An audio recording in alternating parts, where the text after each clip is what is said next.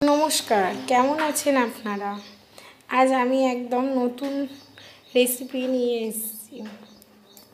এটা হচ্ছে আদা রসুন আর নারকোল, মানে এই যে এইরকম নারকোল যে পাওয়া যায় বাজারে, নর বা একে খোবরাও বলে। এটাকে আমি মিক্সিতে বেটে নিয়েছি আদা রসুনের সাথে। টমেটো বাটা, পেঁয়াজ বাটা, হচ্ছে জিরে, গোটা গরম মশলা, গুঁড়ো গরম মশলা, ধনে গুঁড়ো, জিরে গুঁড়ো, নুন, হলুদ, লঙ্কা গুঁড়ো। আর এটা হচ্ছে ধনেপাতার বড়া বা কোতম্বরি বড়ি। এটার রেসিপি আমি আগে আমার চ্যানেলে পুরো দিয়ে রেখেছি। ওটা আমি স্ন্যাক্স হিসাবে ইউজ করেছিলাম। দুজনের জন্য বানাবো। ধনেপাতার বড়াগুলোকে ভেজে নেব। ভাজাটা হয়ে গেছে দেখুন। এবারে আমি লোকে প্লেটে তুলে নেব।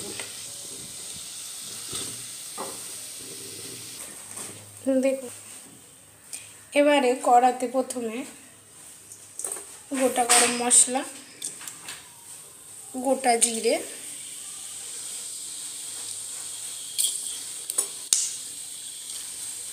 এবারে আমি আদা রসুন আর নারকোল, আমি ফ্লেমটা আস্তে রেখেই এটাকে একটু ভালো করে ভেজে নেব।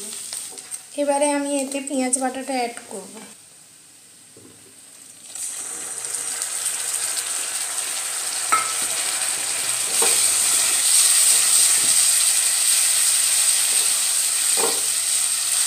এবার আমি গ্যাসের ফ্লেমটা বাড়িয়ে দেবো। করে এটাকে পেঁয়াজটাকে ভালো করে ভেজে নিতে হবে। এবারে আমি এতে টমেটো বাটাটা অ্যাড করে দেবো।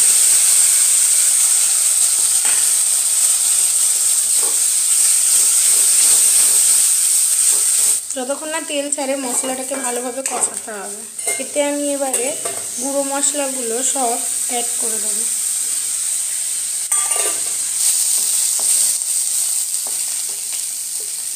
এবার একটু জল অ্যাড, এটা ভালো করে ফুটবে। গ্যাসটা আমি বন্ধ করব। আমি এতে এবার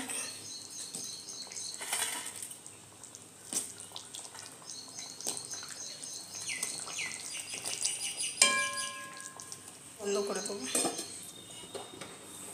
রেডি আমাদের ধনেপাতার কোফতা কারি। কি দারুণ সুস্বাদু একটা রেসিপি। ভালো লাগলে লাইক অ্যান্ড শেয়ার, সাবস্ক্রাইব করুন।